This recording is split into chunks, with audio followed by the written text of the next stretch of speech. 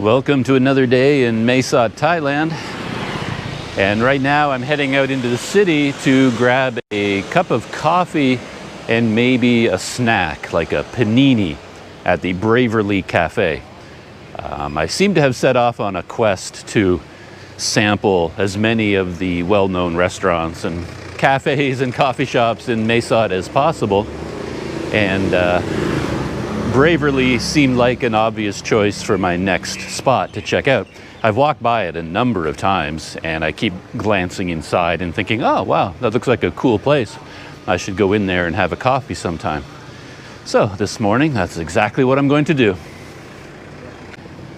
I'm also going to do it in a slightly different manner from my last couple of lunches or snack journeys, because like the other day I went to Casa Mia, but I went for a fairly long walk before I got there. So by the time I showed up for lunch, I was quite hot and sweaty and kind of disheveled, and that's not the best way to arrive, to enjoy a good lunch. So this time I'm not going to make that mistake, and I'm going to go straight to Bravely, go straight to Braverly, sit down and enjoy a cup of coffee and a snack. And I'm not going to go on for a long walk first. If I do go for a walk, I will do it after my trip to Braverly, so I won't arrive quite as hot and sweaty as I normally do. It turns out, by the way, that Braverly is not just another cafe. I thought, based on looking at it from the outside, I thought it was just another, cafe, coffee shop, restaurant.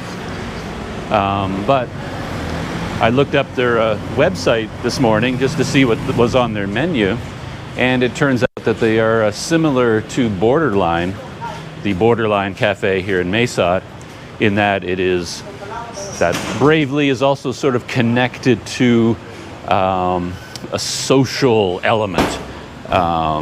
Anyway, I'll read from their website and you can see what I'm talking about. It says, what is Braverly? Braverly is a cafe located in Mae Sot, Thailand, that exists to empower women from oppressed people groups on the Burma-Thailand border to live past their fears in order to walk in confidence and truth. We are a training center under Outpour Movement that trains in business management, sewing, culinary arts, and product development. We are a space that cultivates creativity, encouraging women to create, to dream, to learn, and to try new things, whether it's through baking, making drinks, or developing products that are sold in Mae Sot and the US. We believe we were not created to simply survive day to day. So there's a lot more about them on their website. The organization also seems to have a strong Christian basis to their beliefs and their philosophy. The website goes on to summarize their mission. It says, our mission, Braverly exists to see a community of women empowered, trained, and equipped with the tools to provide for their families, walk in confidence and truth, and impact nations. Above all, Braverly exists to seek Jesus and to see him known in Mae Sot, Thailand, and around the world. So that's the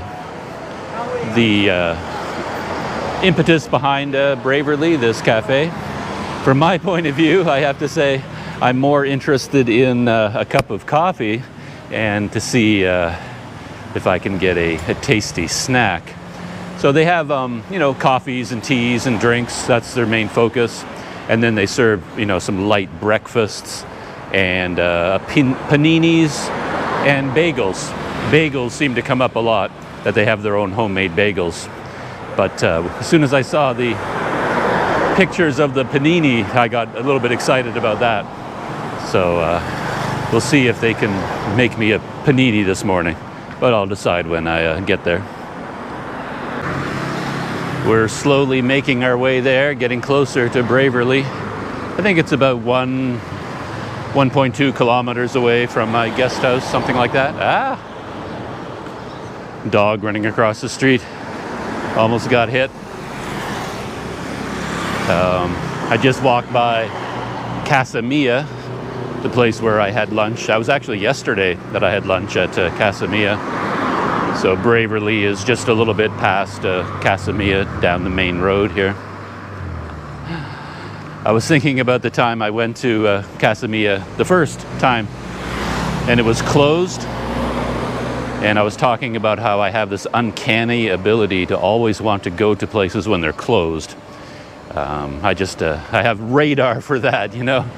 The one day I go to, say, an immigration office in Sumatra will be, you know, some kind of a national holiday that only comes around once a year, and they happen to be closed that day, right? So today, I was very careful to look on the Braverly website to make sure that they're open today, which is a Friday today. And I found out that they are closed on, according to their website, they're closed on Sundays and Mondays. So that's something to make a note of. And here we are. We've arrived.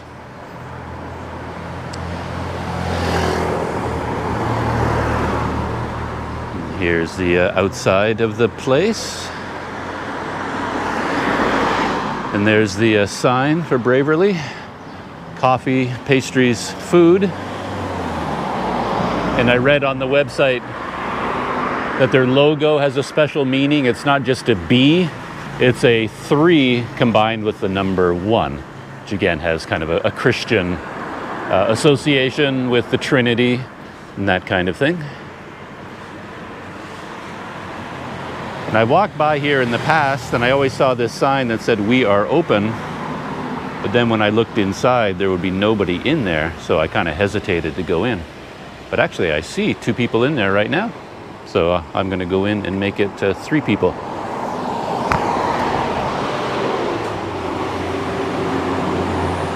Oh, hello, kitty. Kitty cat over there.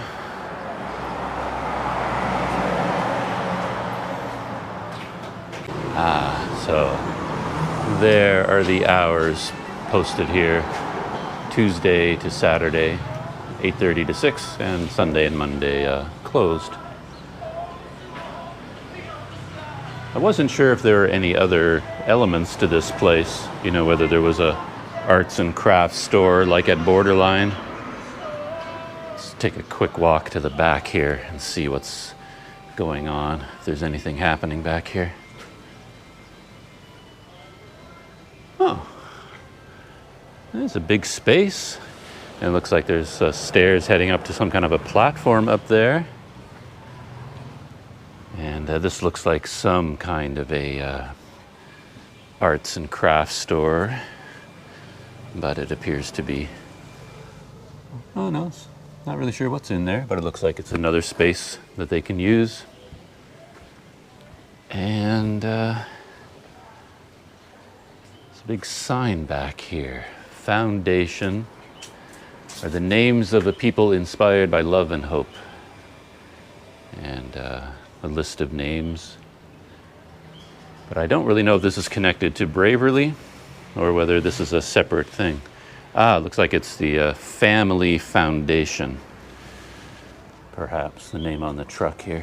And I saw a sign for the Family Foundation at the front of the cafe as well. All right, let's head inside and see what the place looks like. Oh. So this is the inside. Yeah, nicely air conditioned in here. So they have some nice sofas groups can sit at. And a swing. That table over there looks like it has my name on it. Or maybe I could just sit here. Yeah, why not? That'd give me a lot of room. I could set up the camera. And there's the coffee area.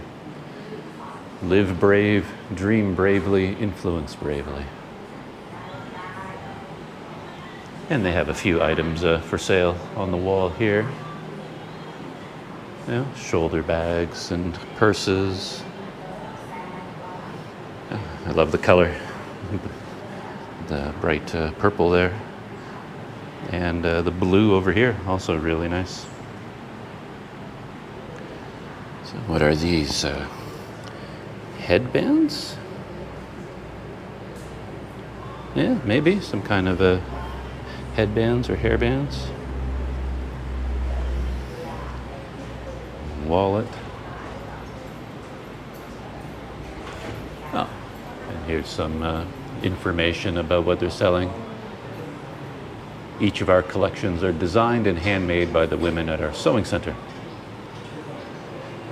So these are all made by the women associated with this place.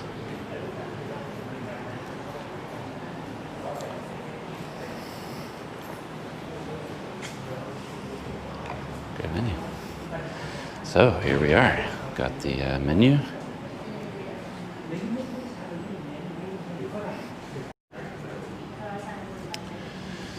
All right, I've taken a seat on the sofa for now. We'll see if I can get comfortable here. And here's the menu. Your standard hot and iced coffees, teas, lemonade. You can actually get an Arnold Palmer here. I guess that's the Arnold Palmer drink right there. Hot cocoa. And for food, they have pastries, muffins, pizookie. I don't know what a pizookie is. Bagels. And then you can get omelets, bagels, smoothie bowls. I saw people online talking about the smoothie bowls, but I don't really know what a smoothie bowl is either. And paninis, that's what I have my eye on. Perhaps a chicken fajita panini or apple bacon ham.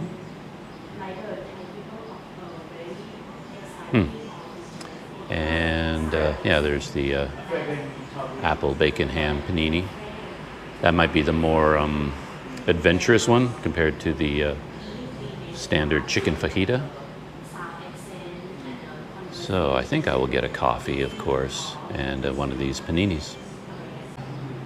Couple of mysteries solved. There is a pizookie. From the picture, it kind of looks like ice cream on a grill of some kind. So maybe it's cold ice cream on some kind of a pancake or something. And over here is a example of a smoothie bowl. So I guess it's kind of a smoothie with a lot of toppings served in some kind of a special container. It was actually the name bowl that confused me, because I was wondering, how do you consume a smoothie out of a bowl, like a cereal bowl. That's what I was picturing. But a container like that, it's kind of cool. There we are, the menu. And they have it in English on one side, and then in Thai on the other, the same menu. I don't know if that counts as adventurous or not, but I did go for the apple bacon ham panini, just to see what that is like, and they said they can make that today. And I ordered a ice latte. So that's my big adventure for today here in the city of Mesod, with its apparently dozens of nice coffee shops. All right, time for a first taste of my iced cafe latte.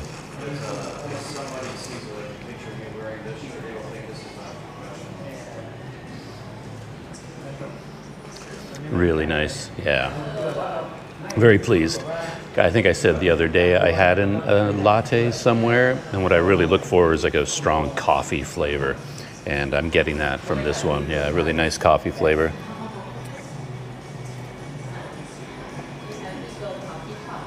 Ice cold.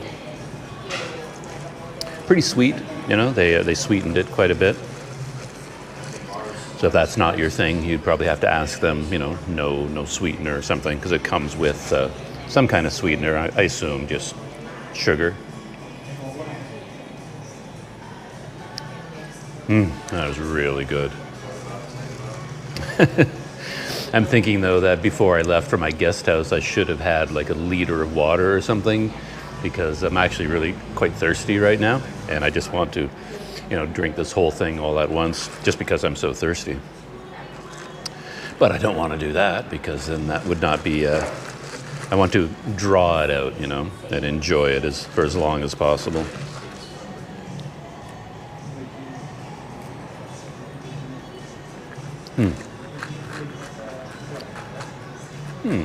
Actually, now that I think about it, maybe I can just ask for a glass of water.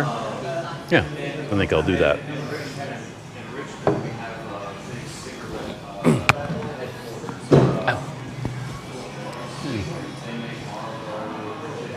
Could I also, just a glass of water? That'd be great. I forget. Oh, is that okay. No.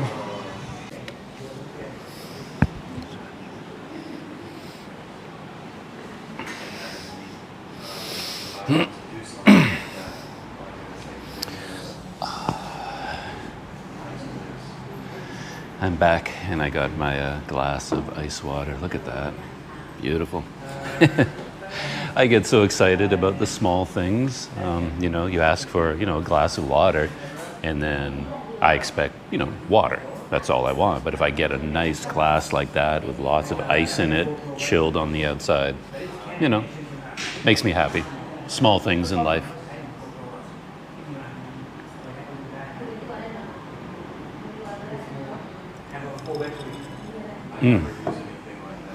And as I was getting the water, I noticed that they have their own like QR code here that you could, you know, check in with your phone.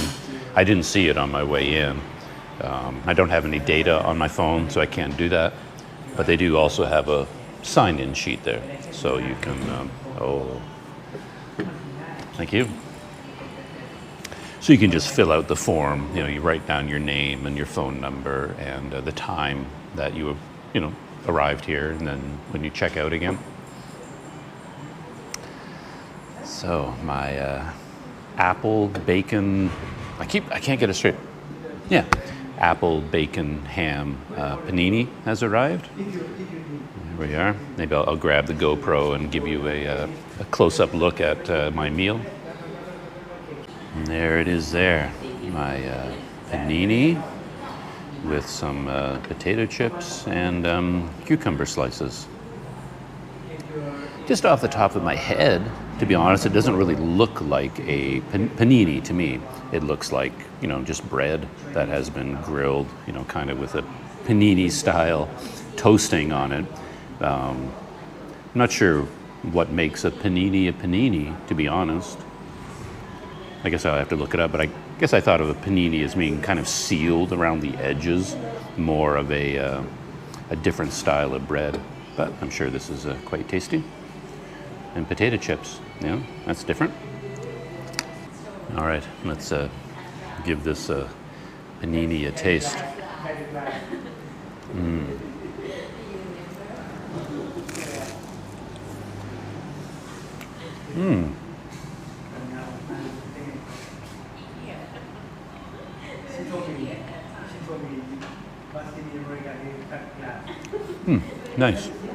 Nice combination. I forgot that it had apple in it. And as soon as I bit into it, I thought, what's that flavor? That's unusual. And then, of course, I remembered it's an apple bacon ham panini. So, of course, it's going to have apple in it and taste like apple.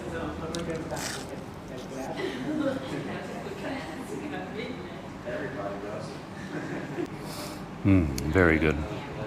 Yeah, very tasty ham in there and the bacon.